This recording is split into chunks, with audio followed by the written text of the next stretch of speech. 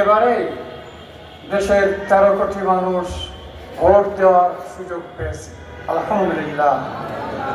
এই 13 কোটির মধ্যে 4 কোটি তরুণ যারা জীবনে ভোট দেওয়ার সুযোগ পায়নি, আর 9 কোটি মানুষ আমরা ভোট দিয়েছি, বঞ্চিত ছিলাম এই 17 বছর।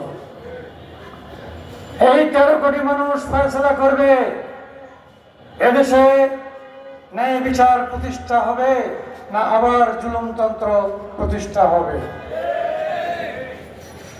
তারা ফয়সালা করবে এদেশ কি আবার কোন স্বৈরতন্ত্রের কবলে পড়বে না এদেশ স্বাধীন বাংলাদেশ হিসেবে প্রতিষ্ঠিত হবে।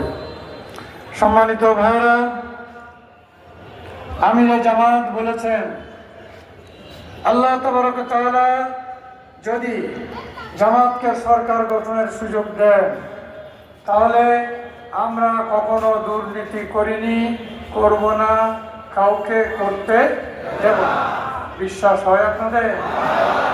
দুর্নীতি দূর করতে তারাই পারে যারা জীবনে দুর্নীতির কাছে যায় না।